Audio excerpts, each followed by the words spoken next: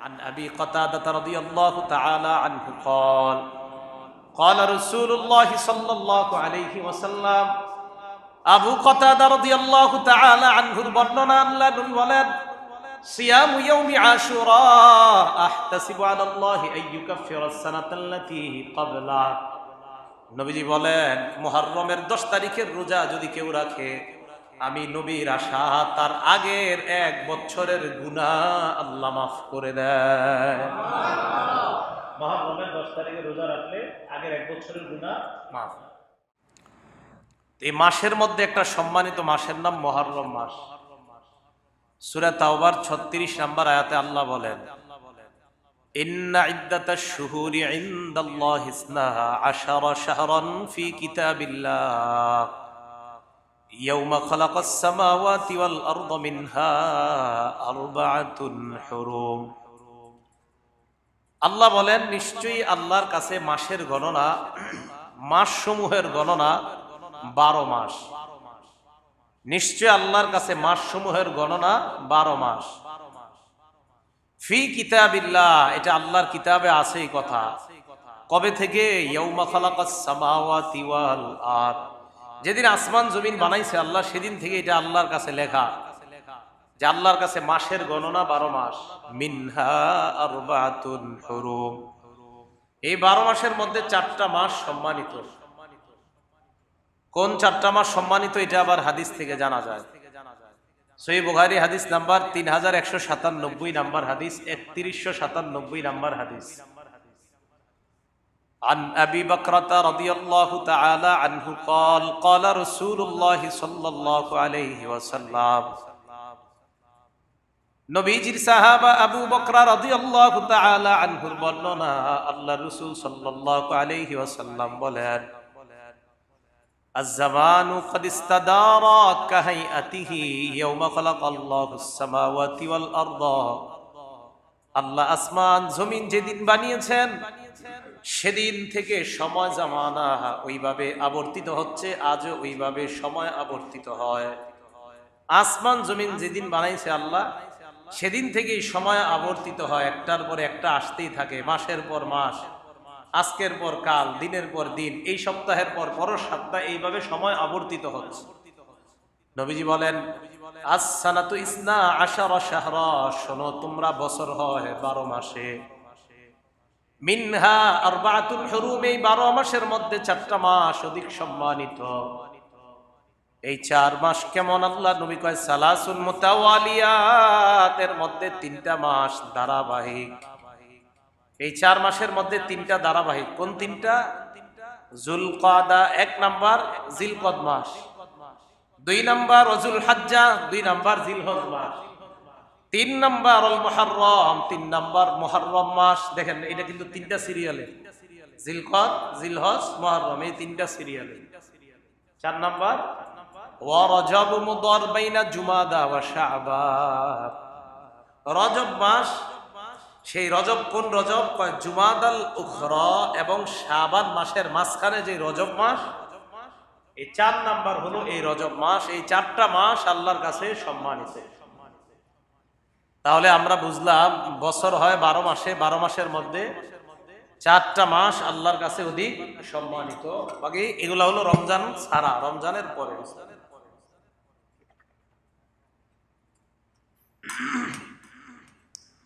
তো রমজান মাস ছাড়া এই মাসগুলো আল্লাহর কাছে এগুলো অধিক সম্মানিত। রাসূল আকরাম সাল্লাল্লাহু আলাইহি সাল্লামের হাদিস থেকেও আমরা বুঝতে পারলাম 4টা মাস সম্মানিত। কোরআনের আয়াত থেকে বুঝলাম 4টা মাস সম্মানিত, আর হাদিস থেকে জানলাম কোন 4 মাস সম্মানিত। জিলকদ, জিলহজ, মুহররম, রজব। মনে রাখবেন জিলকদ, জিলহজ, মুহররম আর রজব, এই 4টা মাস। বাকি এই 4 মাস সম্মানিত হওয়ার অর্থ এই না যে রমজানের চেয়ে বেশি সম্মানিত। রমজান ছাড়া, রমজান ছাড়া এই 4 মাস অধিক সম্মানিত। রমজান তো সবচেয়ে বেশি সম্মানের মাস, এটা আবার হাদিস দ্বারা প্রমাণিত আছে। আমরা আস্তে আস্তে জানবো ইনশাআল্লাহ। এগুলো 1 নাম্বার কথা, মুহররমের তাৎপর্য। 2 নাম্বার কথা, 2 নাম্বার বিষয়, মুহররমের 10 তারিখ এটাকে বলা হয় আশুরা। আশুরা মানে 10ই মুহররম। এই 10ই মুহররম এটার আবার আলাদা তাৎপর্য আছে। তো 10ই মুহররমের তাৎপর্যটা আমরা হাদিস থেকে জানবো। এটাও বুখারী শরীফের বর্ণনা। 10ই মুহররমের যে তাৎপর্য আছে এই বুখারী শরীফের বর্ণনা থেকে আমরা জানবো। সহিহ বুখারী হাদিস নাম্বার 2004 নাম্বার হাদিস। হাদিসের বর্ণনাকারী আব্দুল্লাহ ইবনে আব্বাস রাদিয়াল্লাহু তাআলা আনহুমা। এই আব্দুল্লাহ ইবনে আব্বাস রাদিয়াল্লাহু তাআলা আনহুমার বর্ণনা। আব্দুল্লাহ ইবনে আব্বাস রাদিয়াল্লাহু তাআলা আনহুমা বলেন, কদিমান নবী সাল্লাল্লাহু আলাইহি ওয়াসাল্লাম আল মদিনা। রাসূল আকরাম সাল্লাল্লাহু আলাইহি ওয়াসাল্লাম মদিনায় আগমন করলেন। ফারাআল ইয়াহুদা তাসুমু আশুরা। আল্লাহ নবী দেখলেন ইহুদিরা 10ই মুহররম রোজা রাখে। নবীজি তাদেরকে প্রশ্ন করলেন, মা হাদা, আজকে তোমরা রোজা রাখো কেন? রোজা রাখার কারণ তোমাদের কাছে জানতে চাই। ইহুদিরা জবাব দেয়, হাদা ইয়াউমুন সালিহ, এটা একটা নেক দিন, এটা একটা ভালো দিন। হাদা ইয়াউমুন নাজ্জাল্লাহু বনি ইসরাঈল মিন আদুইহিম, এটা এমন একটা দিন যেই দিনে আল্লাহ বনি ইসরাইলকে তাদের শত্রু থেকে আল্লাহ নদী পার করে ওই পাশে তাদেরকে নিরাপদে পৌঁছায় দেয়। এরপর ইহুদিরা বলেন, ফাসামাহু মুসা আলাইহিস সালাতু ওয়াস সালাম, এই দিনের শুকরিয়া আদায় করার জন্য মুসা নবী রোজা রাখতেন, তাই আমরা রোজা রাখি। আল্লাহ নবী জবাব দিলেন, আনা আহাক্কু বিমুসা মিনকুম, তোমাদের চাইতে মুসা নবীরে আমি বেশি ভালোবাসি, তোমাদের চাইতে মুসা নবীরে আমি বেশি মহব্বত করি, ওনাকে অনুসরণের ক্ষেত্রে আমি বেশি হকদার। নবীজি বললেন, সাহাবাদের দল শোনো তোমরা। ফাসামা, আল্লাহ নবী নিজে রোজা রাখলেন। আমার বিসিয়ামিহি, সাহাবাদেরকেও বললেন 10ই মুহররম রোজা রাখার জন্য। 10ই মুহররম নবীজি রোজা রাখলেন, সাহাবাদেরকেও বললেন রোজা রাখার জন্য। তাহলে 10ই মুহররমের একটা তাৎপর্য আমরা পেয়ে গেলাম যে 10ই মুহররম বনি ইসরাইলকে আল্লাহ শত্রুদের থেকে মুক্ত করে নদী পারাপারের ব্যবস্থা করে দিয়েছেন। মুসা আলাইহিস সালাতু ওয়াস সালাম শুকরিয়া আদায় করার জন্য ওই দিন রোজা রাখতেন। এই জন্য আমরাও রোজা রাখি। তো নবীজি বললেন, তোমাদের চাইতে মুসা নবীকে অনুসরণ আর মহব্বতের হকদার আমি বেশি, তাই নবীও 10ই মুহররম রোজা রাখলেন, সাহাবাদেরকে রোজা রাখতে বললেন। 3 নম্বর কথা, 10ই মুহররম রোজা রাখার গুরুত্বটা বুঝে আসবে একটা হাদিস শুনলে। নাসাই শরীফ একটা হাদিসের কিতাব, এই কিতাবের 2415 এবং 2416 নম্বর হাদিস, 2415 এবং 2416 নম্বর হাদিস। হাদিসের বর্ণনাকারী আমাদের নবীজির বিবি আম্মাজান হাফসা রাদিয়াল্লাহু তাআলা আনহা, হযরত ওমর ইবনুল খাত্তাব রাদিয়াল্লাহু তাআলা আনহুর কন্যা। এই হাফসা রাদিয়াল্লাহু তাআলা আনহা বলেন, আরবাউন, 4টা আমল, যেই 4টা আমল নবীজি জীবনেও ছাড়তেন না। বলেন কয়টা আমল? এই 4টা আমল নবীজি কখনো ছাড়তেন না। আরবাউন লাম ইয়াকুন ইয়াদাহুন্না নবী সাল্লাল্লাহু আলাইহি ওয়াসাল্লাম। আম্মা জান হাফসা বলেন 4টি আমল এমন, যেই 4টা আমল আল্লাহ নবী কখনো ছাড়তেন না। 1 নাম্বার, সিয়ামা আশুরা, 10ই মুহররমের রোজা। আল্লাহ নবী যেদিন থেকে এই 10ই মুহররমের গুরুত্ব জেনেছেন, সেদিন থেকে 10ই মুহররমের রোজা আল্লাহ নবী কখনো ছাড়ে নাই। তাহলে 4 নম্বরের 1 নাম্বার গেল। 2 নাম্বার, ওয়াল আশারা, জিলহজ মাসের প্রথম 10 দিনের যে রোজা, মানে 1 থেকে 9 পর্যন্ত যে রোজা, এই রোজা কখনো নবী ছাড়তেন না। এবার আপনারা বলবেন 1 নাম্বার কোন রোজা? 10এর মুহররমের। 2 নাম্বার জিলহজ মাসের প্রথম যে 9টা রোজা, মানে প্রথম দশকের যে 9টা রোজা আর কি। 3 নাম্বার, সালাসাত আইয়ামিন মিন কুল্লি শাহরিন, প্রত্যেক মাসে 3টা রোজা আল্লাহ নবী কখনো ছাড়তেন না। 13, 14, 15 আইয়ামে বীজের রোজা কখনো ছাড়তেন না। 13, 14, 15 এটাকে আইয়ামে বীজের রোজা বলা হয়।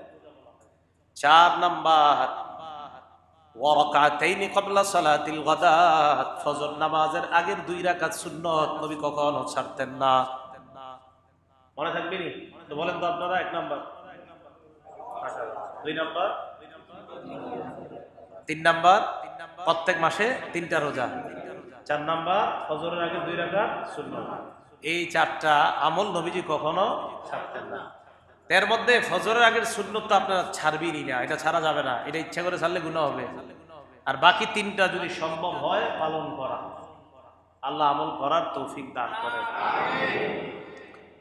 4 নাম্বার মুহররমের রোজার ফজিলত।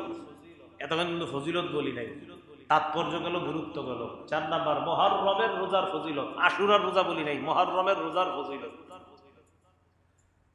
মুহররমের রোজার ফজিলতটা আমরা জানবো মুসলিম শরীফের 2645 নাম্বার হাদিস থেকে 2645 নাম্বার হাদিস। মোট হাদিস সংখ্যা হবে 7453টা।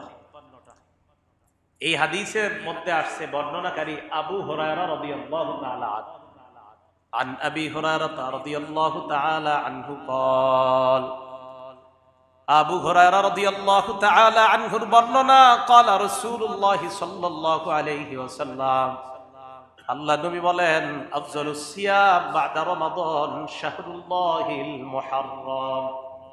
নবীজি বলেন, রমজান ছাড়া, রমজানের পরে আল্লাহর কাছে সবচাইতে মর্যাদাপূর্ণ রোজা হলো মুহররম মাসের রোজা। রমজানের পরে আর কি, রমজান তো সবচেয়ে মর্যাদাপূর্ণ। তো নবীজি বলেন রমজানের পরে আল্লাহর কাছে সবচাইতে মর্যাদাপূর্ণ রোজা হলো মুহররম মাসের রোজা। ও আফজালুস সালাতি বাদাস সালাতিল মাফরুদা, ফরজ নামাজ ছাড়া আল্লাহর কাছে সবচাইতে গুরুত্বপূর্ণ ফজিলতের নামাজ হলো সালাতুল লাইল, রাতের বেলা তাহাজ্জুদের নামাজ। এই হাদিসে আসছে তাহাজ্জুদ, যদিও এটা আমাদের বিষয় না আলোচনার, হাদিসে আসাতে বলে দিলাম। তাহলে এই হাদিসের মধ্যে আসছে রমজানের পর আল্লাহ নবীর কাছে সবচাইতে ফজিলতপূর্ণ রোজা হলো আশুরা, মুহররমের রোজা। আর ফরজ নামাজের পর সবচাইতে মর্যাদাপূর্ণ নামাজ হলো রাতের বেলা তাহাজ্জুদের নামাজ। তাহলে এই হাদিস থেকে আশুরার রোজার ফজিলত এরকম পাইনি, পাইলাম যে মুহররমের রোজার ফজিলত আছে। মুহররম মানে মাসের, রমজান মাস ছাড়া আল্লাহর কাছে সবচাইতে মর্যাদাপূর্ণ রোজা মুহররম মাসের রোজা। এটা হলো 4 নাম্বার ফজিলত। 5 নাম্বার 10ই মুহররম রোজা রাখার ফজিলত। 4 নাম্বারটা গেল মুহররম মাসে রোজা রাখার ফজিলত, 5 নাম্বারটা 10ই মুহররম রোজা রাখার ফজিলত। এটা জানবো আমরা তিরমিজি শরীফের 752 নাম্বার হাদিস থেকে। তিরমিজি শরীফের 752 নাম্বার হাদিস। হাদিসের বর্ণনাকারী নবীর সাহাবা আবু কাতাদা রাদিয়াল্লাহু তাআলা আন, তিনি বলেন, আন আবি কাতাদা রাদিয়াল্লাহু তাআলা আনহু قال, قال رسول الله صلى الله عليه وسلم, আবু কাতাদা রাদিয়াল্লাহু তাআলা আনহুর বর্ণনা, আল্লাহ নবী বলেন, সিয়ামু ইয়াউমি আশুরা আহতাসিবু আলাল্লাহি আইয়ুকাফিরাস সানাতাল্লাতী ক্বাবলা। নবীজি বলেন, মুহররমের 10 তারিখের রোজা যদি কেউ রাখে, আমি নবীর আশা তার আগের 1 বছরের গুনাহ আল্লাহ মাফ করে দেয়। মুহররমের 10 তারিখের রোজা রাখলে আগের 1 বছরের গুনাহ মাফ। আর আরাফার 10 তারিখের রোজা, আরাফার 9 তারিখে মানে 9 জিলহজ রোজা রাখলে কি ফজিলত? ওয়াসিয়ামু ইয়াউমি আরাফাতা আহতাসিবু আলাল্লাহি আইয়ুকাফিরাস সানাতাল্লাতী ক্বাবলা ওয়াল্লাতী বা'দা। নবীজি বলেন, আরাফার দিবসের রোজা মানে 9 জিলহজের রোজা যদি কেউ রাখে, আল্লাহ তার আগের এবং পরের, আগের 1 বছর, পরের 1 বছর, মোট 2 বছরের গুনাহ মাফ। আরাফার দিনেরটা আগের 1 বছর, পরের 1 বছর, আর মুহররমের 10 তারিখেরটা আগের 1 বছর। মনে থাকবে তো? আরাফার দিনে আগের 1 বছর, পরের 1 বছর, আর মুহররমের 10 তারিখে রোজা রাখলে আগের 1 বছরের গুনাহ আল্লাহ মাফ করে দেন। আল্লাহ আমাদের সকলকে মুহররমের 10 তারিখে যেন আমরা সিয়াম পালন করতে পারি, যদি আমাদের সম্ভব হয় আল্লাহ আমাদেরকে পালন করার তৌফিক দান করেন। এগুলো 5 নাম্বার কথা। 6 নাম্বার কথা, 10ই মুহররম আমাদের করণীয়। আমার সাথে একটা বাংলা সবাই বলতে হবে, বলেন 10ই মুহররম, বলেন। আমরা তাই করব যা নবীজি করেছেন। 10ই মুহররম আমরা ওই আমলই করব যে আমল নবীজি করেছেন। তাহলে 10ই মুহররম আমরা ওই আমল করব যে আমল নবীজি করেছে, মনে থাকবে না ইনশাআল্লাহ? তো কি আমল করছে দেখি। বুখারী শরীফের 2006 নম্বর হাদিস। عن عبد الله بن عباس رضي الله تعالى عنهما قال আব্দুল্লাহ ইবনে আব্বাস রাদিয়াল্লাহু তাআলা আনহুমার বর্ণনা, তিনি বলেন, মা রাআইতু রাসূলুল্লাহি সাল্লাল্লাহু আলাইহি ওয়াসাল্লাম ইয়াতাহাররা সিয়ামা ইয়াওম ফাদ্দালাহু আলা গায়রিহি ইল্লা হাদাল ইয়াওম ইয়াওম আশুরা। আব্দুল্লাহ ইবনে আব্বাস বলেন, নবীজি সাল্লাল্লাহু আলাইহি ওয়াসাল্লামকে আমি আশুরার 10 তারিখের যে রোজা, এই রোজার চাইতে অধিক গুরুত্ব দিতে আর কোন রোজাকে আমি এত গুরুত্ব দিতে দেখি নাই। মানে রমজান ছাড়া। রমজানের পর আল্লাহ নবীকে আশুরার দিনে এত পরিমাণ রোজা রাখা, যেই পরিমাণ রোজা রাখার গুরুত্ব দিতেন, এত গুরুত্ব আর কখনো অন্য কোনো দিন রোজা রাখতে গুরুত্ব দিতে দেখি নাই। তাহলে আমরা আমল পেয়ে গেলাম। 10ই মুহররম আমাদের সবচেয়ে গুরুত্বপূর্ণ আমলের নাম হলো রোজা রাখা। কি রাখা? কারণ নবীজি রোজা রাখতে, আমাদের কাজ রোজা রাখা। তো এই হাদিস শেষ হয় নাই, আরেকটা কি বললেন? আরেকটা বললেন, ওয়াশশাহরা ইয়ানি সাওমা রমাদান। রমজান ছাড়া অন্য কোন মাসে রোজা রাখতে আল্লাহ নবীকে এত গুরুত্ব দিতে দেখি নাই। মাসের মধ্যে সবচেয়ে গুরুত্ব দিছে রমজান মাস, আর দিনের মধ্যে সবচেয়ে গুরুত্ব দিছে মুহররমের 10 তারিখ। তো আব্দুল্লাহ ইবনে আব্বাস বলেন যে আমি নবীজিকে দেখছি মাসের মধ্যে সবচেয়ে গুরুত্ব দিছে রমজান মাসকে, আর দিনের মধ্যে সবচেয়ে গুরুত্ব দিছে মুহররমের 10 তারিখকে। তো মুহররমের 10 তারিখকে নবীজি কিভাবে গুরুত্ব দিতেন? রোজা রাখতেন। তো বলেন তো আমাদের কাজ কি মুহররমের 10 তারিখে? রোজা রাখা, এটাই কাজ। 7 নাম্বার কথা, রোজা কবে কবে রাখবো? রোজা আমরা শুধু কি 10 তারিখে রাখবো? আমরা 9-10 রাখবো। কত বলেন তো? 9-10 বা 10-11 বর্ণনাও পাওয়া যায়, বাকি গুরুত্ব বেশি 9-10-এর। এটা অনেক হাদিসের মধ্যে আসছে 9-10। এই 9-10-এর ব্যাপারে তিরমিজি শরীফের 755 নাম্বার হাদিস 755। এই হাদিসের বর্ণনাকারী আব্দুল্লাহ ইবনে আব্বাস রাদিয়াল্লাহু তাআলা আনহুমা, তিনি কি বলে দেখেন, বিসমিল্লাহ। আল্লাহুম্মা লাকাল হামদু লাকাশ শাকর। আব্দুল্লাহ ইবনে আব্বাস রাদিয়াল্লাহু তাআলা আনহুমার বর্ণনা, তিনি বলেন, মুহররম মাসের 10 তারিখে সামা রাসূলুল্লাহ সাল্লাল্লাহু আলাইহি ওয়াসাল্লাম ইয়াউমা আশুরা। আশুরার 10 তারিখে আল্লাহ নবী রোজা রাখতেন। বাস এতটুকু আসছে হাদিস। শেষের দিকে আব্দুল্লাহ ইবনে আব্বাস বলেন, মুসলমান, সুমুত তাসিআ ওয়াল আশিরা, তোমরা 9 তারিখে রোজা রাখো, 10 তারিখে রোজা রাখো।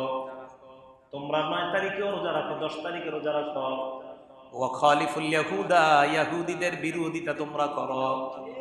ইহুদিরা 10 তারিখে শুধু রোজা রাখে, তোমরা 9-10 রাখা তাদের বিরোধিতা করবা।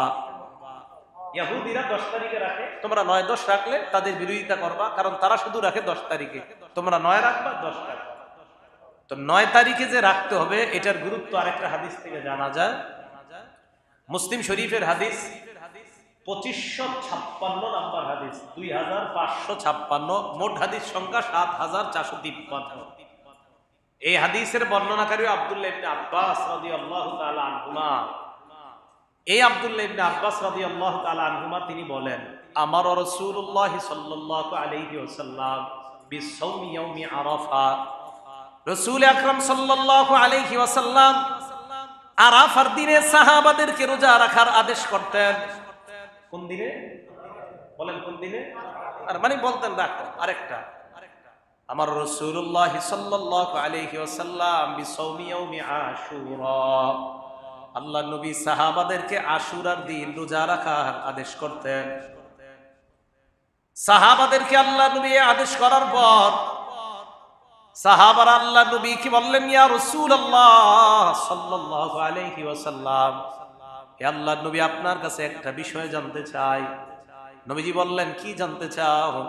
হুজুর, আপনি যে আমাদেরকে 10 তারিখে রোজা রাখার কথা বলেন, হাদা ইয়াউম, এই 10ই মুহররম এমন একটা দিন, ইউআযযিমুহুল ইয়াহুদু ওয়ান নাসারা, এই দিনটাকে ইহুদি খ্রিস্টানরা বড় মর্যাদা দেয়, ইহুদি খ্রিস্টানরা এই দিনটাকে বড় সম্মান করে।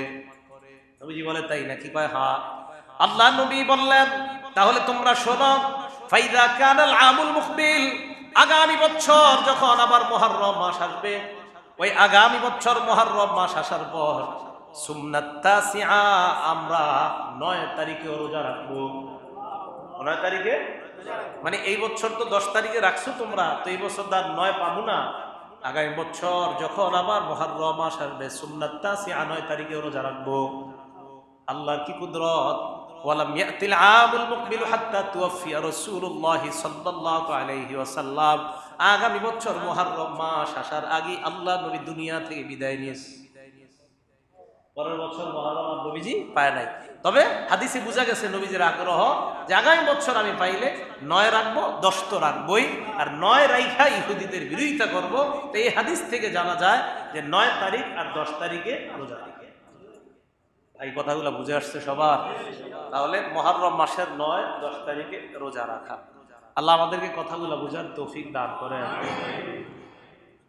8 নাম্বার কথা, মুহররমের 10 তারিখে রোজা রাখা এটা কি? এটা মুস্তাহাব। মুহররমের 10 তারিখে রোজা রাখা কি বলেন তো?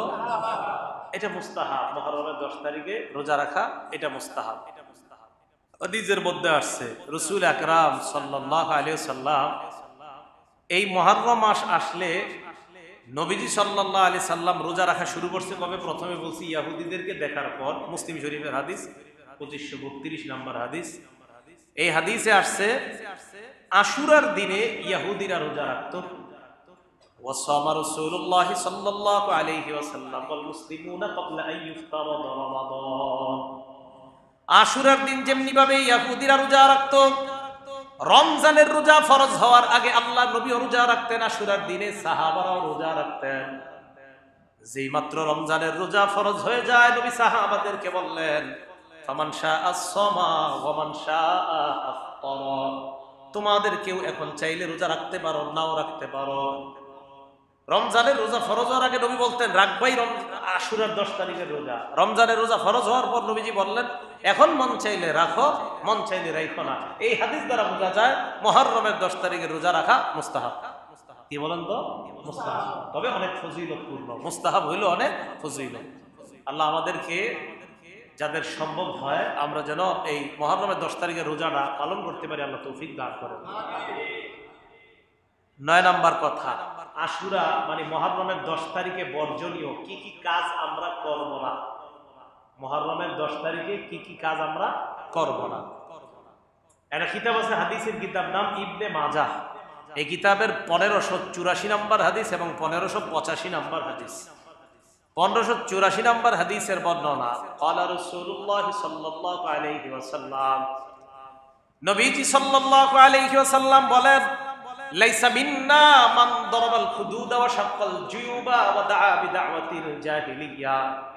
ওই ব্যক্তি আমার উম্মতের অন্তর্ভুক্ত না। মান দারাবাল খুদুদ, যে ব্যক্তি তার গালের মধ্যে আঘাত করে, চেহারার মধ্যে আঘাত করে, শরীরের মধ্যে যেই ব্যক্তি আঘাত করে, ওই ব্যক্তি আমার উম্মতের অন্তর্ভুক্ত না। তাহলে বলেন আপনারা, মুহররমের 10 তারিখে শরীরের মধ্যে আঘাত করা তো দূরের কথা, কোন কোন মুসলমান না বুঝে শরীরে আঘাতের চাইতেও বেশি শরীরটাকে রক্তাক্ত বানায় ফেলে, শরীর রক্তাক্ত বানায় ফেলে 10 তারিখে। আল্লাহ নবী বললেন মান দারাবাল খুদুদা, যারা চেহারায় আঘাত করে, খামসায় শরীরের মধ্যে এইভাবে আঘাতের মাধ্যমে যারা শরীরটাকে ক্ষত বিক্ষত করে, নবী বলে এই মুসলমান আমার উম্মতের অন্তর্ভুক্ত না। ওয়া শাক্কাল জুয়ুব, যেই মুসলমান তাদের কাপড় ছিঁড়ে ফেলে, হুতাশ করতে করতে কাপড় ছিঁড়ে ফেলে, কেউ মারা যাওয়ার পর আমি আর আমার এই জীবন রাখবো না বলে বলে তার কাপড়টা ছিঁড়ে ফেলে, নবী বলেন এই উম্মত আমার উম্মতের অন্তর্ভুক্ত না। এটা আপনাদের এলাকা আছে, মা বোনরা বাপ মারা গেলে, ভাই মারা গেলে, আল্লাহ তুমি আমারে নিলাগ না কা, আজরাইলটা আমার কাছে পাঠাইতে পারলা না, এগুলা বইলা বইলা কান্না করে। আল্লাহ আপনি আমার আব্বারই দেখলেন আর কাউরে দেখলেন না, আমার ছেলেটারে আপনি দেখলেন আর কাউরে দেখলেন না, তুমি আমারে নিতে পারলা না, এটি বইলা বইলা আপনার জামা কাপড় ছিঁড়ে ফেলে। ভাই আসছে বাবার মৃত্যুতে, ভাইরে ধইরা কান্না শুরু করে, আরে বাইরে কোত্থেকে আসছস, বাপে তো গেল, শেষ হয়ে গেল, নবীজি বলেন এ আমার উম্মতের অন্তর্ভুক্ত না। ওয়া দাআ বিদাওয়াতিল জাহিলিয়া, জাহিলি যুগের মতো যারা চিল্লাচিল্লি করে এরা আমার উম্মতের অন্তর্ভুক্ত না। জাহিলি যুগের মতো যারা বিলাপ করে, বিলাপ বুঝেননি? হ্যাঁ, আপনাদের শহরের কথা জানি না, এটা তো মোটামুটি ঢাকার পাশেই।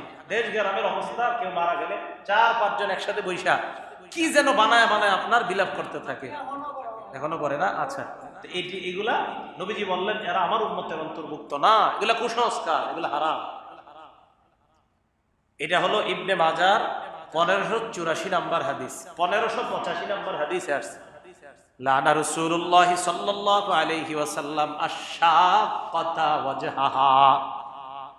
ওই নারীর উপর আল্লাহ নবী অভিশাপ দেয় যে নারী তার চেহারা খামছায়া শেষ করে ফেলে, আপনার শোকে কাতর শেষ করে দিবি নিজের। এই হাদিসে আসছে নবীজি তারে অভিশাপ দেয়, অভিশাপ দেয় তাকে যে এইভাবে নিজের আঘাত করে। আর শাক কথা আপনার সবকিছু শাক মানে টুকরা টুকরো জামা কাপড় ছিঁড়ে ফেলে, এটা হলো শাক। জামা কাপড় এগুলা ছিঁড়ে ফেলে, তার উপরে রাসূল সাল্লাল্লাহু আলাইহি সাল্লাম অভিশাপ দেয়। যেই নারী মরণ কামনা করে, আল্লাহ মরণটা আমারে দিতে পারলা না, তারে না দিয়া, এই যেই নারী এইভাবে মরণ কামনা করে তাকেও রাসূল অভিশাপ দেয়। হাদিস থেকে যদিও এই হাদিসে নারীর কথা আসছে, যারা এটা বলবে আল্লাহ আমারে দিতে পারলা না, আমার আব্বারে কেন মারলা তুমি, এগুলা যারা বলবে, এগুলা যারা করবে, নবীজি বলেন তারা আমার উম্মতের অন্তর্ভুক্ত না। মাবুদ গো, কারবালার প্রান্তরে হুসাইনের উপরে আঘাতটা না হয়ে যদি আমার উপরে হইতো তাহলে আরো ভালো হইতো। এগুলা বইলা বইলা নিজের রক্তাক্ত করা, রাসূল বলেন সে আমার উম্মতের অন্তর্ভুক্ত না। এইগুলা নিষেধ, 10 তারিখে এগুলা নিষেধ। আরেকটা নিষেধ কি, মুহররমের 10 তারিখে বিশেষভাবে পিপাসার্তকে পানি পান করায়। পিপাসার্তকে পানি পান করানো এমনি সওয়াবের কাজ, ওই দিন এই কারণে পানি পান করায় হুসাইন রাদিয়াল্লাহু তাআলা আনহুর সাথে যারা ছিল 70-71 জন, তাদেরকে ইয়াজিদ বাহিনী পানি পান করতে দেয় নাই। তাই ওই 10 তারিখে কি করে একদল মানুষ পিপাসার্ত মানুষকে পানি পান করায় আর সওয়াবের কাজ মনে করে। তো এই দিনে পানি পান করানো আর সওয়াবের কাজ মনে করা এটা কুসংস্কার, এটা বেদাত। ওইভাবে ওই যে ওই দিন তারা কষ্ট পাইছে, তাদের কষ্টে আমরাও একটু কষ্ট পাওয়ার জন্য, আহারে কত কষ্ট পাইছে, তাই পিপাসার্ত মানুষগুলার সেদিন পানি দেয় নাই। এই কষ্টে আজকে পিপাসার্তদের পানি খাওয়ায় কেন? পানি আজকে পান করান, আজকে পিপাসার্তকে পান করাইলে যে সওয়াব, কালকে একই সওয়াব, আপনি ওই দিনই কেন করেন? এটা কুসংস্কার, এটা জায়েজ নাই। 3 নাম্বার, মুহররমের 10 তারিখে সন্তানদেরকে বরকতের আশায় খালি পায়ে রাস্তায় ছেড়ে দেয়, খালি পায়ে হাঁটার জন্য। খালি পায়ে হাঁটে, এটা নাকি আপনার, এটা শুধু 10 তারিখে না, পুরা 1 থেকে 10 তারিখ পর্যন্ত শহরে একদল তারা জুতাই পায় না। এইভাবে তারা বরকত অর্জন করতে চায়। এগুলো ভাই কুসংস্কার, এগুলো হলো জাহিলি যুগের প্রথা। আল্লাহ আমাদের সকলকে মুহররম মাসের যে বর্জনীয় আমলগুলো আছে, এই বর্জনীয় আমলগুলা থেকে যেন আমরা বেঁচে থাকতে পারি, আল্লাহ তৌফিক দান করেন। তাহলে এই বর্জনীয় আমল, এটা থেকে আমরা বাঁচতে হবে। 10 নাম্বার কথা মুহররমের 10 তারিখের ব্যাপারে কি, হুসাইন রাদিয়াল্লাহু তাআলা আনহুর শাহাদাতের কারণে কি মুহররমের 10 তারিখ মর্যাদাপূর্ণ, নাকি 10ই মুহররম হুসাইন রাদিয়াল্লাহু তাআলা আনহুর শহীদ হওয়ার কারণে ওনার শাহাদাতটা মর্যাদাপূর্ণ? বিষয়টা ভালো করে শুনেন, ভালো করে মনে রাখবেন। 10ই মুহররম ফজিলতপূর্ণ ইমাম হুসাইন শহীদ হওয়ার আগে থেকে। 10ই মুহররম যে মর্যাদাপূর্ণ, হুসাইন রাদিয়াল্লাহু তাআলা আনহু শহীদ হওয়ার আগে থেকে। যে নবীজি রোজা রাখছে, তো নবীজি রোজা রাখছে কি হুসাইন রাদিয়াল্লাহু আনহু শহীদ হওয়ার পরে না আগে? বলে না, পরে না আগে? হুসাইন রাদিয়াল্লাহু তাআলা আনহু শহীদ হয়েছেন 61 হিজরির 10ই মুহররম, নবীজি ইন্তেকালের প্রায় 50 বছর পরে। তো নবীজি ইন্তেকালের 50 বছর পরে হুসাইন রাদিয়াল্লাহু তাআলা আনহু শহীদ হয়েছেন। তাহলে নবীজি দুনিয়াতে থাকতে 10ই মুহররম রোজা রেখেছেন, আমাদেরকে রোজা রাখতে বলেছেন। তার মানে 10ই মুহররমের মর্যাদা আগে থেকেই। হুসাইন রাদিয়াল্লাহু তাআলা আনহু শহীদ হওয়ার কারণে এটার মর্যাদা বাড়ে নাই, বরং মুহররমের 10 তারিখে হুসাইন রাদিয়াল্লাহু তাআলা আনহু শহীদ হওয়ার কারণে ওনার শাহাদাতের মর্যাদা বেড়ে গেছে। বাংলাটা মনে থাকবে তো? 10 তারিখের মর্যাদা ওনার শহীদ হওয়ার কারণে বাড়ে নাই, বরং উনি 10 তারিখে শহীদ হওয়ার কারণে ওনার মর্যাদা বেড়ে গেছে। তাহলে এই বিষয়টা যেন আমরা বুঝতে পারি, আল্লাহ আমাদেরকে বুঝার তৌফিক দান করেন। তো 10ই মুহররমের মর্যাদা আগে থেকেই, তো ওই দিন উনি শহীদ হওয়ার কারণে ওনার শাহাদাতের মর্যাদাটা বেড়ে গিয়েছে।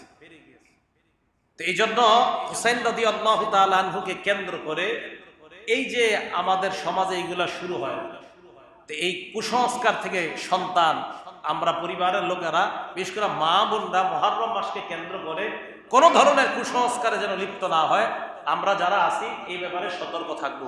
আল্লাহ বুঝার তৌফিক দান করেন। সাহাবায়ে কেরামকে নবীজি সাল্লাল্লাহু আলাইহি সাল্লাম দুইটা রাস্তা দেখায় গেছে। আমাদের নবী সহ ওনার আগে যত নবী দুনিয়াতে আসছে সমস্ত নবী তার উম্মতকে দুইটা রাস্তা দেখায় গেছে। নাসাই শরীফের 4191 নম্বর হাদিসের বর্ণনা। আব্দুর রহমান ইবনে আব্দে রব্বিল কাবা এক তাবিঈর নাম। উনি বলেন, আমি নবীজির সাহাবা আব্দুল্লাহ ইবনে আমর রাদিয়াল্লাহু তাআলা আনহুর কাছে গেলাম। তিনি তখন কাবা শরীফের সামনে ছায়া, এই ছায়ার মধ্যে বসে উনি বিশ্রাম নিতেছেন। মসজিদের ছায়া হয় না মাঝে মাঝে, কাবা ছায়া। আব্দুর রহমান ইবনে আব্দে রব্বিল কাবা বলেন, আতাইতু ইলা আব্দুল্লাহ ইবনে আমর রাদিয়াল্লাহু তাআলা আনহু ওয়া হুয়া জালিসুন ফি জিল্লিল কাবা। নবী সাহাবা আব্দুল্লাহ ইবনে আমর রাদিয়াল্লাহু তাআলা আনহুর কাছে গেলাম, এমন অবস্থায় তিনি কাবা শরীফের ছায়ার মধ্যে বসা। ওয়ান নাসু আলাইহি মুজতামিউন, জনগণ তাকে ঘেরাও করে তার সামনে দাঁড়ায় আছে। জনগণ তাকে ঘিরে আছে, আমি ওই জনগণের মাঝে উপস্থিত হইলাম। হঠাৎ আব্দুল্লাহ ইবনে আমর বললেন, বাইনা নাহনু মা রাসূলিল্লাহি সাল্লাল্লাহু আলাইহি ওয়াসাল্লাম ফি সাফার, আমরা আল্লাহ নবীর সাথে এক সফরের মধ্যে ছিলাম। ইন নাযালনা মানজিলা, এক জায়গায় আমরা অবতরণ করলাম। ফামিন্না মাইয়াদরিবু খিবা, আমাদের কেউ কেউ তাবু টানাইতেছে ওই তাবুর মধ্যে বিশ্রাম নেওয়ার জন্য। আমরা সফর করতেছিলাম, এক জায়গায় যাত্রা বিরতি দিলাম। বিরতি দেওয়ার পর সাহাবাদের মধ্যে তিন দল, এক দল তাবু টানাইতেছে, তাবুর ছায়ায় তারা বিশ্রাম নিবে। অবিন্না মাইয়ান্তাদিলু, আরেক দল নিশানা ঠিক করতেছে, তীর প্রতিযোগিতা করতেছে। অবিন্না মান হুয়া ফি জাশরাতিহি, আরেক দল চারণভূমির মধ্যে পশুগুলোকে চড়াইতেছে, পশুরে ঘাস খাওয়ায়, পানি পান করায়।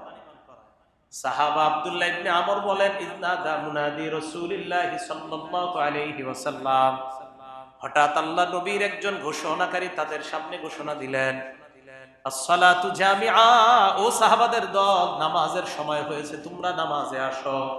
ফাজতামানা, আমরা নামাজে একত্রিত হলাম। তিন দল তিন দিক থেকে একত্রিত হয়েছে। মসজিদে মনে হয় দাওয়াত ও তাবলীগের সাথে আছে না?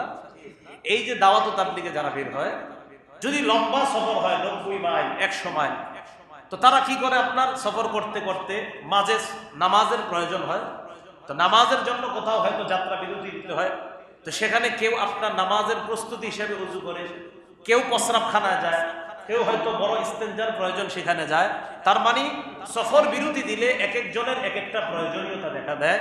ঠিক আমাদের সাহাবাদের মধ্যে কেউ তাবু টানাইতেছিল, কেউ তীরের প্রতিযোগিতা করতেছিল, আবার কেউ চারণভূমির মধ্যে পশু চড়াইতেছিল। তো এইভাবে প্রত্যেকটা দল যেন জামাতে আইসা পড়ে। এক সাহাবা গিয়ে বললেন, এ সাহাবাদের দল, জামাতের সময় হয়েছে, জামাতে আসে। তো সবাই জামাতে আসছে। জামাতে আসার পর কামা ফিনা রাসূলুল্লাহ সাল্লাল্লাহু আলাইহি ওয়াসাল্লাম, আল্লাহ নবী আমাদের সামনে দাঁড়াইলেন। দাঁড়ায় খাতাবা, নবী একটা ভাষণ দিলেন। ভাষণের মধ্যে আল্লাহ নবী বললেন, ইন্নাহু লাম ইয়াকুন নাবিয়্যুন ক্বাবলি ইল্লা কানা হাক্কান আলাইহি আইয়াদুল্লা উম্মাতাহু আলা মা ইয়ালামুহু খায়রান লাহুম, আমার পূর্বে যত নবী দুনিয়াতে আসছে সমস্ত নবীর মৌলিক দুইটা দায়িত্ব ছিল। এক নাম্বার, উম্মতের জন্য যা কল্যাণকর ওই কল্যাণকর বিষয়টা উম্মতকে জানায় দেওয়া। দুই নাম্বার, ওয়ায়ুনজিরা মা ইয়ালামুহু শাররান লাহুম, উম্মতের জন্য যা অকল্যাণকর ওই অকল্যাণকর বিষয় থেকে উম্মতকে সতর্ক করে দেওয়া। কি করে দেওয়া? এখন আপনাদের কাছে আমি জানতে চাই, 10ই মুহররম রোজা রাখা এটা কল্যাণ না অকল্যাণ? হ্যাঁ, কল্যাণ। আর 10ই মুহররম নিজের শরীরকে রক্তাক্ত করা এটা কল্যাণ নাকি অকল্যাণ? এইটুকু বুঝে আসছে। সাহাবাদেরকে আল্লাহ নবী বললেন, আমার পূর্বে যত নবী আছে সমস্ত নবীর দায়িত্ব ছিল মৌলিক দুইটা। এক নাম্বার, উম্মতের জন্য যা কল্যাণ তা উম্মতকে জানায় দেওয়া। দুই নাম্বার, উম্মতের জন্য যা অকল্যাণ এই অকল্যাণ থেকে উম্মতকে সতর্ক করা। এই কথা বলার পর আল্লাহ নবী বললেন, আমার সাহাবাদের দল, তোমরা মনে রাখবা, ইন্না উম্মাতাকুম হাদিহি জুইলাত আফিয়াতুহা ফি আউয়ালিহা, আমার এই উম্মতের প্রথম দিকের যারা তোমরা এই প্রথম দিকের উম্মতকে নিরাপত্তা দেওয়া হয়েছে, তাদেরকে ফিতনা ফাসাদ থেকে মুক্ত রাখা হয়েছে। আমার খাতিরে তোমরা ফিতনা থেকে মুক্ত থাকবা, আমার খাতিরে। বুঝে যাইতেছে? ওয়া ইন্না আখিরাহা, তোমাদের শেষ জামানায় যারা আসবে, আমি আপনি আমরা, আল্লাহ নবী বলেন সাইসিবুহুম বালাউন ওয়া উমুর, তাদের সামনে একের পর এক ফিতনা আসতেই থাকবে। ইউনকিরুনাহা, যে ফিতনাগুলো উম্মত অপছন্দ করবে, একের পর এক ফিতনা আসবে, একের পর এক ফিতনা আসবে। তাহলে আমার আপনার আমাদের সামনে একের পর এক ফিতনা আসতে থাকবে, যে ফিতনাগুলা উম্মত অপছন্দ করবে। আল্লাহ নবী বলেন ফাতাজিবুল ফিতান, ফিতনাগুলা যখন আসবে, ফায়ুদাক্কিকু বাদুহা লিবাদিন, একটা ফিতনা আরেকটা ফিতনার কাছে তুচ্ছ মনে হবে। ফিতনা যখন আসবে, আগের ফিতনাটা পরের ফিতনার কাছে তুচ্ছ মনে হবে। কয়েকদিন আগে করোনা ভাইরাস নামক গজবে আমরা পড়ছি, ফিতনায় পড়ছি। এখন আমাদের কাছে মনে হয়েছে এই গজবের চাইতে মনে হয় বড় আর কোনো গজব আসবে না। নবী কয় না, পরে যেটা আসবে ওইটার কাছে আগেরটা তুচ্ছ মনে হবে, ওটার কাছে আগেরটা তুচ্ছ মনে হবে। ফাতাজিউল ফিতনা, ফিতনা যখন আসবে, ফিতনা আসার পর ফায়াকুল মুমিন, ইমানদার বলবে ইয়া মুহলিকাতি, এই ফিতনা আমি শেষ হয়ে যাব, এই ফিতনা মনে হয় আমাকে ধ্বংস করে দিবে। ইমানদার বলবে। ফাতানকাশিফু, আল্লাহ নবী বলেন এই ফিতনা হঠাৎ আল্লাহ উঠায় নিবে, আস্তে আস্তে গজব আল্লাহ উঠায় নিবে। সুম্মা তাজিউল ফিতনা, আবার ফিতনা আসবে, আবার গজব আসবে। আসার পর ফায়াকুল মুমিনু ইয়া মুহলিকাতি, ইমানদার বলবে এই ফিতনা মনে হয় আমাকে ধ্বংস করে দিবে। আল্লাহ নবী কয় ফাতানকাশিফু, ফিতনা আবার উঠে যাবে। এখন ফিতনা আসবে, ফিতনার মধ্যে ইমানদার পড়বে। ঢাকা এক পরিবারের ব্যাপারে আমি জানি, যেই পরিবারের সব সদস্যরা মাশাআল্লাহ ঠিক আছে, ওই পরিবারের যিনি পুরুষ মানে কর্তা, পুরা কর্তা যিনি, উনি আপনার এমন আকীদা পোষণ করে যে আকীদার কারণে ঈমান থাকে না মানুষের। বিবি পাঁচ ওয়াক্ত নামাজি, ছেলে মেয়ে সবাই ঠিক আছে, কিন্তু উনি এমন আকীদা পোষণ করে, উনি এমন আকীদা, উনি বলে, ওনার বক্তব্য, উনি বলে যে মক্কা মদিনায় আমি কেন যাই না, মদিনার মধ্যে দুইজন শত্রু শুয়ে আছে, এই জন্য যাই।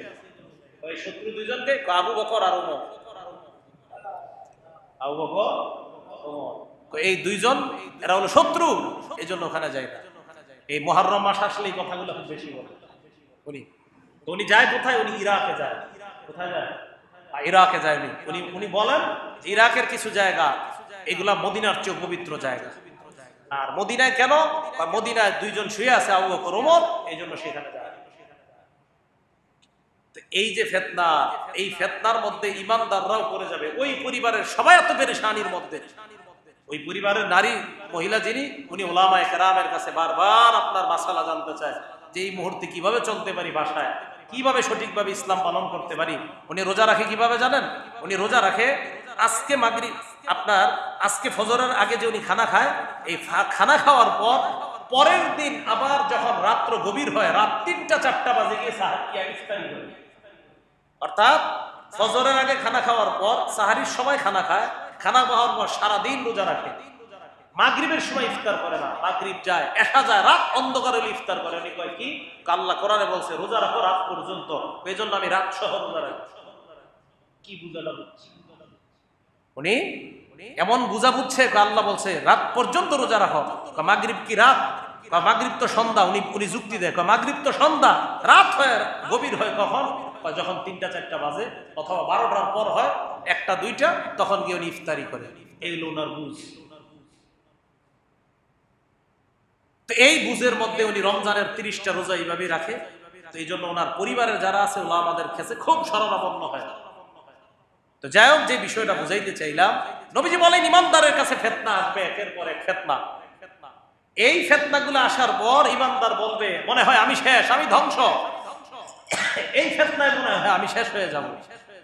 নবীজি বলেন ফামান আহাব্বা আন ইউযাহযাহা আনিন নার ওয়া ইউদখালাল জান্নাহ, কেউ যদি জাহান্নাম থেকে বাঁচতে চায় এবং জান্নাতে যাইতে চাও, ওই ফিতনার মধ্যে ফালতুদরিকু মাউতাদুহু ওয়া হুয়া মুমিনুন বিল্লাহি ওয়াল ইয়াউমিল আখির, তোমার মরণটা যেন এমন অবস্থায় হয় তুমি আল্লাহ বিশ্বাস করো আর আখিরাত বিশ্বাস করো, এমন অবস্থায় যেন তোমার মরণ হয়।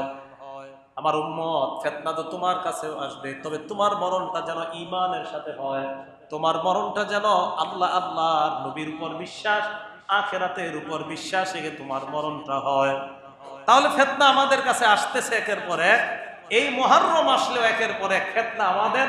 প্রথম 10 দিন অন্তত কত ফিতনার সম্মুখীন ঢাকা শহর হতে হয়, সেটা ঢাকা থাকলে আপনারা বুঝতে পারবেন। 1 তারিখ থেকে শুরু হয় একের পর এক ফিতনা। আল্লাহ আমাদের সকলকে এই ফিতনার মধ্যেও যদি ঈমানের উপর থেকে আমরা ঈমান নিয়ে কবরে যাইতে পারি, আল্লাহ তৌফিক দান করেন। তো হুসাইন রাদিয়াল্লাহু তাআলা আনহুকে কেন্দ্র করে মুহররম মাস, বলেন তো ওনার শহীদ হওয়ার কারণে 10ই মুহররমের মর্যাদা বাড়ছে, নাকি 10ই মুহররম উনি শহীদ হওয়ার কারণে ওনার শাহাদাতের মর্যাদা বাড়ছে? শাহাদাতের মর্যাদা বেড়ে গেছে শহীদ হওয়ার কারণে। এ হলো সাহাবায়ে কেরামকে ফিতনা সম্পর্কে রাসূল আকরাম সাল্লাল্লাহু আলাইহি সাল্লামের সতর্ক করা। সাহাবারা আল্লাহ রাসূলের সাথে বায়াত হয়েছে, হুজুর আপনার কথা আমরা মেনে নিব, আপনি আমাদেরকে যা বলেন আমরা সব মেনে নিব। সুবহানাল্লাহ। নাসাই শরীফের 4149 নম্বর হাদিস। এই হাদিসের বর্ণনাকারী উবাদা ইবনে সামিত রাদিয়াল্লাহু তাআলা আন উবাদা ইবনে সামিত রাদিয়াল্লাহু তাআলা আনহু قال উবাদা ইবনে সামিত রাদিয়াল্লাহু তাআলা আনহুর বর্ণনা, উবাদা ইবনে সামিত বলেন বায়া'না নবী সাল্লাল্লাহু আলাইহি ওয়াসাল্লাম আলা সামঈ ওয়াত তাআ ফিল ইউসরি ওয়াল উসরি ওয়াল মানশাতি ওয়াল মুকরা ওয়া আন লা নুনাজি'আ আল আমরা আহলা ওয়া আন নাকুমা বিল হাক্কি হাইসু কুন্না লা নাখাফু ফিল্লাহি লাউমাতা লাইম। উবাদা ইবনে সামিত বলেন আমরা আল্লাহ নবীর কথা শোনার পর নবীর হাতে আমরা হাত রেখে বায়াত হলাম, নবীর কাছে আমরা বায়াত হলাম এই মর্মে, ইয়া রাসূলুল্লাহ আপনি যা বলেন আপনার কথা শুনবো এবং মানবো, এই মর্মে আমরা আপনার কাছে বায়াত হলাম।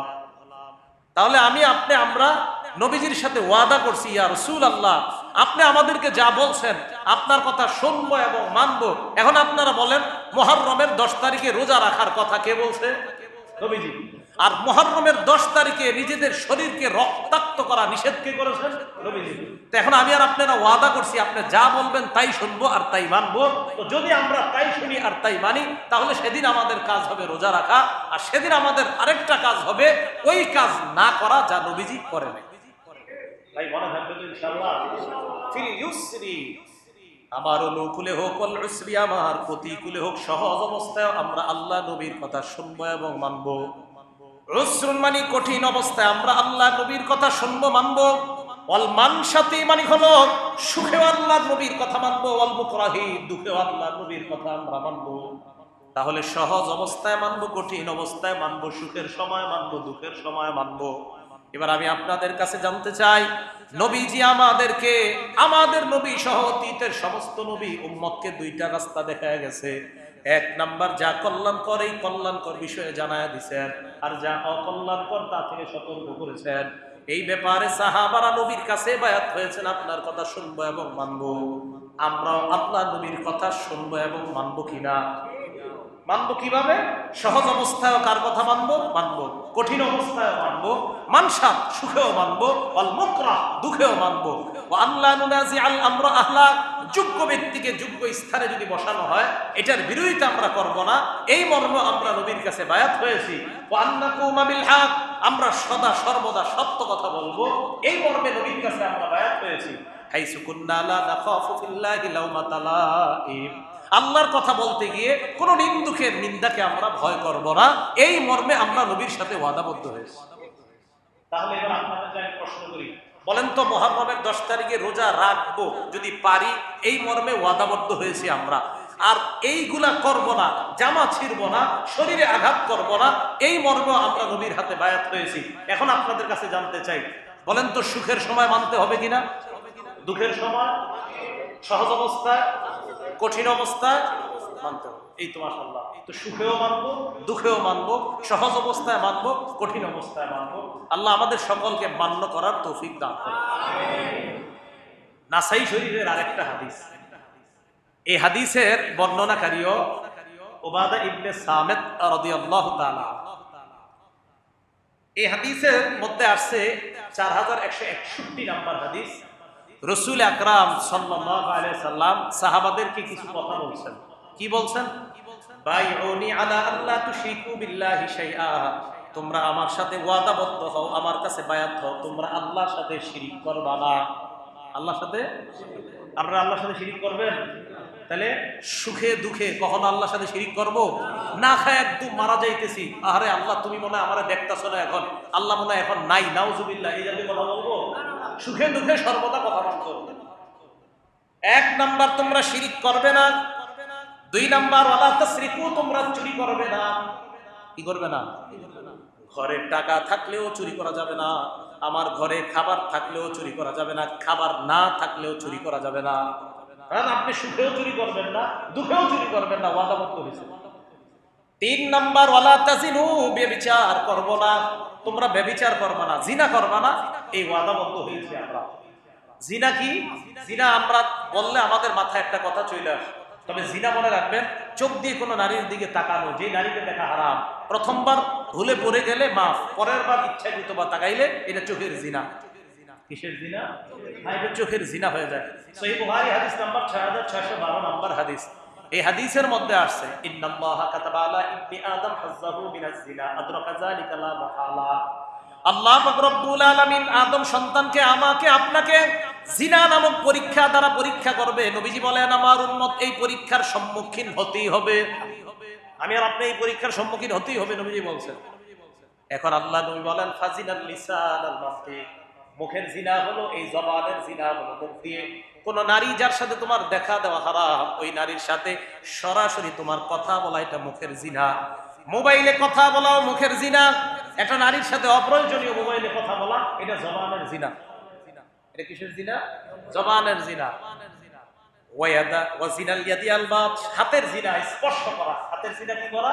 স্পর্শ করা। মনে রাখবেন, একটা নারীর সাথে যার সাথে আপনার দেখা দেওয়া জায়েজ নেই, কথা বলা জায়েজ নাই, তার সাথে আপনি চ্যাটিং করতেছেন অবৈধভাবে, সেটা হোয়াটসঅ্যাপের মাধ্যমে হোক, ইমোর মাধ্যমে হোক, মেসেঞ্জারের মাধ্যমে হোক, অথবা অন্য কোনো মাধ্যমে হোক, এই যে আপনি তাকে অবৈধভাবে মেসেজ লিখতেছেন শুধু শুধু অপ্রয়োজনীয়, এটা হাতের জিনা।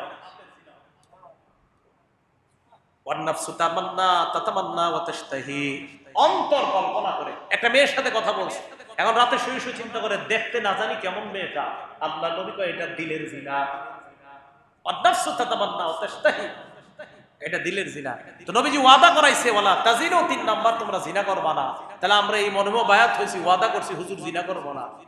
৪ নাম্বার ওয়ালা তাতু বিবুহতানিন তাফতারুনাহু বাইনা আইদিকুম ওয়া আরজুলিকুম।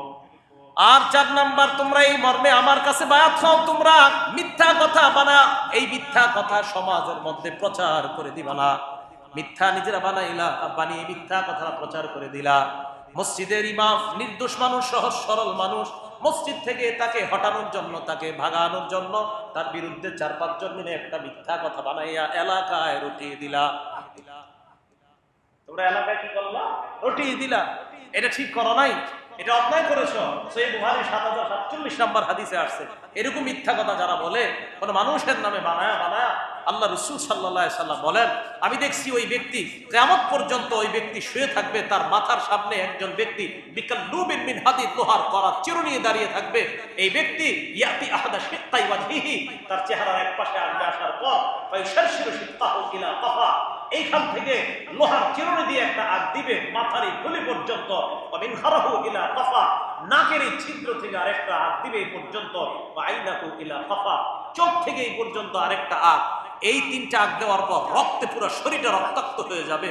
ওই ব্যক্তি ওপাশে যাবে, যাওয়ার পর ওই আগের মতো ৩টা দাগ দিবে, দেওয়ার পর এপাশেরটা ভালো হয়ে যাবে, আবার এপাশে এসে দাগ দিবে, ওপাশেরটা ভালো হয়ে যাবে। সহিহ বুখারীর বর্ণনায় রাসূল বলেন আমি ২ ফেরেশতাকে জিজ্ঞাসা করলাম এ কে? ফেরেশতা ২ জন জবাব দিলেন ইয়া রাসূলুল্লাহ, সে ওই ব্যক্তি যে ব্যক্তি সমাজে একটা মিথ্যা কথা বলার পর মানুষ সেটাকে সত্যে রূপান্তরিত করছে, মনে করছে এটাই সত্য কথা। এটা কি করছে? মনে করছে সত্য কথা। এই জন্য ফেসবুক, এই যে আপনারা ইউটিউবার, টেলিভিশনের সংবাদদাতা, বড় সাবধান। কোন সংবাদ যদি মিথ্যা প্রচার করেন আর ওই মিথ্যা যদি সত্য বলে পরিণত হয়ে যায় সমাজের মধ্যে, তো কিয়ামত পর্যন্ত এই শাস্তির অপেক্ষা। ফেসবুকে মিথ্যা সংবাদ ছড়ানো হয় না, এটাই হাদিসের অন্তর্ভুক্ত। লা তাতু বিবুহতানিন তাফতারুনা, ফেসবুক যারা চালান সতর্কতার সাথে খুব সাবধানে চালায়, তোমরা মিথ্যা কথা বানিয়ে বলবা। ৪ নাম্বার আমার সাথে ওয়াদাবদ্ধ হইছো। তাহলে মিথ্যা কথা যে আমরা বানায় বলবো না, এই মর্মে আমরা ওয়াদাবদ্ধ হয়েছি। তো 10ই মুহররম কুসংস্কার গুলা, এগুলা নবীজিও করে নাই, সাহাবাদের কেউ করে নাই, এগুলা মানুষের মিথ্যা বানানো। আর এই মিথ্যাগুলা এখন মানুষ সত্য মনে করে এগুলা করতেছে, তো এরাও ওই শাস্তির জন্য অপেক্ষা করতে হবে। 5 নাম্বার, ওয়ালা তাকতুলু আওলাদাকুম, সন্তান তোমরা দারিদ্রতার ভয়ে হত্যা করবা না। তোমার সন্তানকে তুমি খাওয়াইতে পারবা না, তোমার প্লেটে তোমার সন্তান ভাগ বসাবে এই ভয়ে সন্তানকে হত্যা করবা না। 6 নাম্বার, ওয়ালা তাসুনি ফি মারুফ, তোমরা আমার নাফরমানি করবা না, ন্যায়সঙ্গত কাজে পালন করার ক্ষেত্রে আমার নাফরমানি করবা না, আমার নাফরমানি করবা না। এখন আরেকটা বিষয়, মুহররমকে কেন্দ্র করে বিভিন্ন জায়গায় নারী পুরুষ পর্দা ছাড়া পুরা খোলামেলা ভাবে নারী পুরুষ কিছু কিছু ক্ষেত্রে কিছু জায়গায় একত্রিত হয় মুহররমের 10 তারিখে। এটা সম্পূর্ণরূপে হারাম। একজন আরেকজনের শরীরের স্পর্শ হয়ে যায়, কোথায় নারী পুরুষ পর্দা করবে সেখানে এই পর্দাহীনতা, একদম পুরা পর্দা রক্ষা করা হয় না। এমন যদি কোনো অনুষ্ঠান হয় আর ওই অনুষ্ঠানে নারী পুরুষ যদি অবাধে যাতায়াত করে অথবা যে কোনো জায়গায় হোক, এটাও স্পষ্ট হারাম। দলিল নাসাই শরীফ হাদিস নাম্বার 4181 নম্বর হাদিস। এই হাদিসের মধ্যে আছে, উমাইমা বিনতে রুকাইয়া রাদিয়াল্লাহু তাআলা আনহা বলেন, নবীজির কাছে এক নারী বললেন, ইয়া রাসূলুল্লাহ হালুম্মা নুবাইয়ুকা, হুজুর আপনি হাতটা বাড়ায়া দেন, আপনার হাতে বায়াত হই। নবীজি বললেন, লা উসাফিহুন নিসা, নারীদের হাতে আমি কখনো স্পর্শ করি না, নারীদের হাত কখনো আমি স্পর্শ করি না। তাহলে নবীজি সাল্লাল্লাহু আলাইহি ওয়াসাল্লাম স্পর্শ করে নাই। আর নবীজি নারীদের সাথে পর্দা করতেন কেমন ভাবে? এক নারী পর্দার হাত নিজ দিয়ে একদিন এইভাবে হাত বের করছে। নবীজি বলেন, কিসের হাত? আরেকজন বলতেছে, একজন নারীর হাত। চরম নারীর হাত। আপনার নিজেকে প্রদর্শন তো দূরের কথা, হাত পর্যন্ত এইভাবে পর্দার আড়াল থেকে দেওয়াটা, এটাও আপনার অপছন্দ করেছেন। রাসূল আকরাম সাল্লাল্লাহু আলাইহি সাল্লাম হাদিসের মাধ্যমে আমাদেরকে বলে দিলেন, সব নবী তার উম্মতকে দুটি বিষয়ে মৌলিক দায়িত্ব পালন করেছে। উম্মতের জন্য যা কল্যাণকর এটা জানায় দিছে, যা অকল্যাণকর এটা থেকে সতর্ক করেছে। এবার আপনাদেরকে আমি বলি, 9 তারিখ 10 তারিখ রোজা রাখা এটা আমাদের জন্য কল্যাণকর না অকল্যাণকর? আর 10 তারিখকে কেন্দ্র করে অসামাজিক কুসংস্কারে লিপ্ত হওয়া, এটা কি কল্যাণকর না অকল্যাণকর? তাহলে কল্যাণকর বিষয়গুলা পালন করা, অকল্যাণকর বিষয় থেকে বেঁচে থাকা, সতর্ক থাকা। আল্লাহ আমাদের সকলকে তৌফিক দান করেন। আমিন। ওয়া আখিরু দাওয়ানা আলহামদুলিল্লাহি রাব্বিল আলামিন।